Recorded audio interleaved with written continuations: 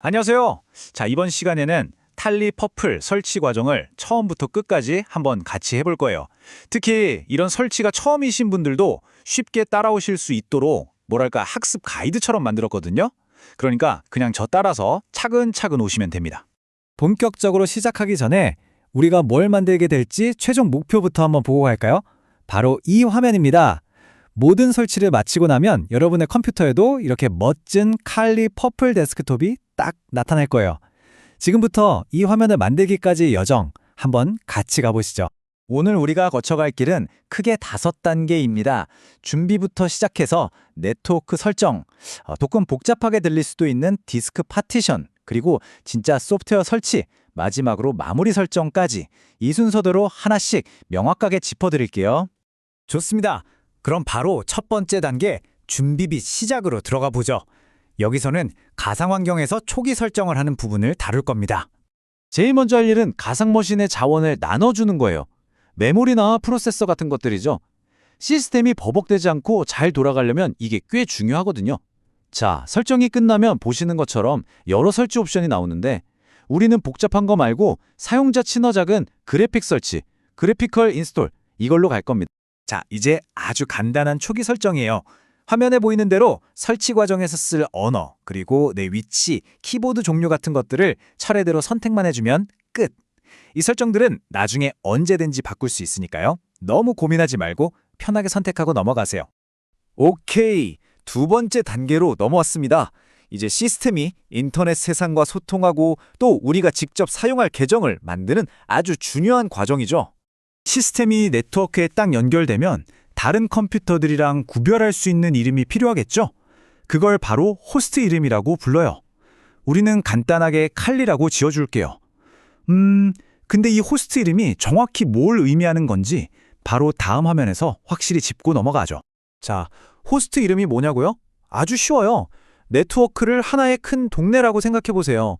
그럼 내 컴퓨터는 그 동네에 있는 집 한 채겠죠? 바로 그 집에 붙이는 문패, 그게 바로 호스트 이름입니다. 이 문패가 있어야 옆집에서 우리 집을 찾아올 수 있잖아요. 똑같은 원리예요. 다음은 사용자 계정을 만들 차례입니다. 여기서 중요한 건 시스템의 모든 권한을 가진 슈퍼 관리자 계정이 아니라 우리가 평소에 쓸 일반 사용자 계정을 만드는 거예요. 이게 훨씬 안전한 방법이거든요. 사용할 이름이랑 아주 강력한 비밀번호를 설정해 주세요. 자, 이제 설치 과정에서 가장 어렵게 느껴질 수 있는 부분에 도착했습니다.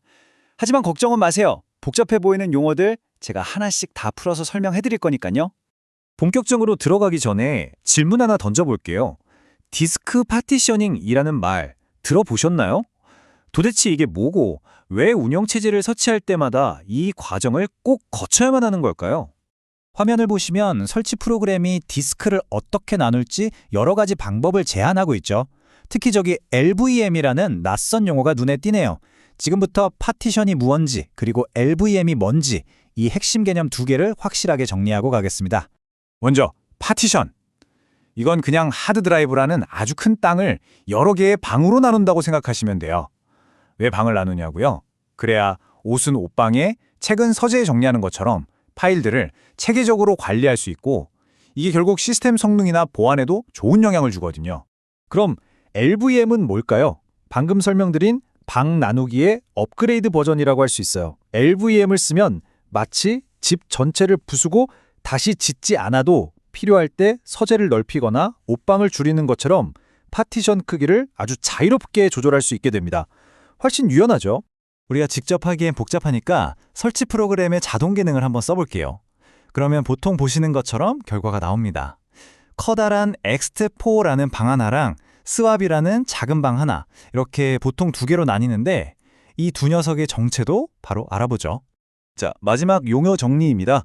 익스트4는 리눅스가 쓰는 파일 정리 방식, 그러니까 데이터를 차곡차곡 정리해주는 디지털 서랍장이라고 생각하시면 돼요. 그리고 스왑은 뭐냐면 컴퓨터가 너무 바빠서 실제 메모리, 지금 램이 꽉 찼을 때를 대비한 비상작업 공간 같은 겁니다. 어때요? 이제 파티션 개념이 좀 잡히시죠? 좋습니다. 이제 네 번째 단계로 넘어왔어요.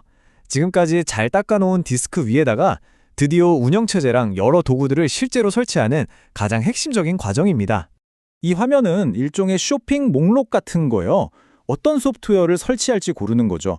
그래픽 화면을 위한 데스크톱 환경을 고르고 칼리 퍼플의 핵심인 방어용 도구들도 선택하는데요.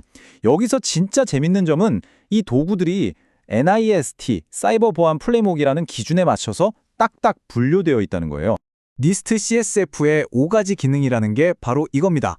식별, 보호, 탐지, 대응, 그리고 복구. 이 5가지가 바로 탄탄한 사이버 보안 전략을 만드는 핵심 기둥들이고요. 칼리퍼플은 바로 이 구조를 바탕으로 설계된 거죠.